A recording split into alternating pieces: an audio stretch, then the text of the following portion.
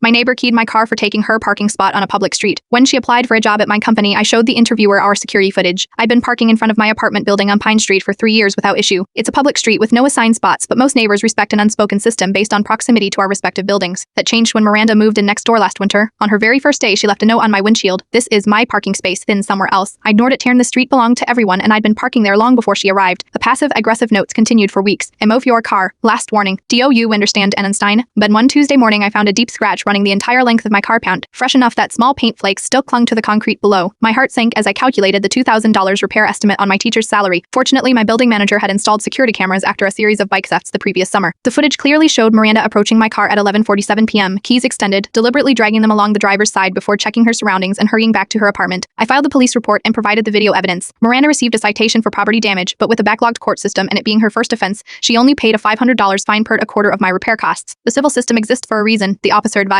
You can sue for the remaining damages. I was preparing to do exactly that when life took an unexpected turn. The small educational technology startup where I'd been working summer jobs for extra income offered me a full-time position as their curriculum development manager. Creativity had been my passion, but after 5 years of struggling financially, the substantial salary increase was impossible to refuse. I gave notice at my school and began transitioning to my new role 3 weeks into my new position. Our SAR director mentioned they were interviewing candidates for an administrative assistant role. "We've got some promising applicants today," she said, "including one from your neighborhood Park Pine Street, right?" A chill ran through me as she checked her tablet. "Miranda Winters, do you know her?" I kept my expression neutral. "I've met her, yes." Later that afternoon, I received a calendar invitation to join Miranda's interview panel, as the administrative assistant would be supporting my department. When Miranda walked in and saw me sitting at the conference table, her face went through a fascinating series of expressions: shock, confusion, and finally poorly disguised panic. She stumbled through her introduction, eyes darting between me and the other interviewers. After the standard questions, our HR director turned to me. "Sarah, as the department head will be working most closely with this role, do you have any additional questions?" I smiled, then actually smiled parent before responding. "Just one. Our company values include integrity and respect for community. Could you share an example of how you've demonstrated these values in your own neighborhood?" Miranda, her face drained of color. I reached for my laptop, turned it slightly toward our HR director, and quietly said, "I think here is some relevant context the hiring committee should be aware of before making a decision." The security footage played silently for 30 seconds. Miranda gathered her belongings before it finished and walked out without another word. "Today I park in my company's secure garage and my newly repaired car gleams under the lights. My civil court date for the remaining damages is next month, but I've already won something more valuable, part to the knowledge that actions have consequences, sometimes in the most unexpected ways. Some people believe they're entitled to take or damage what isn't theirs. Others understand that small communities, be it whether neighborhoods or workplaces, function through mutual respect. I know which values our company chose to uphold and which candidate didn't make it past the first interview. Etri Claude can make mistakes. Please double-check responses."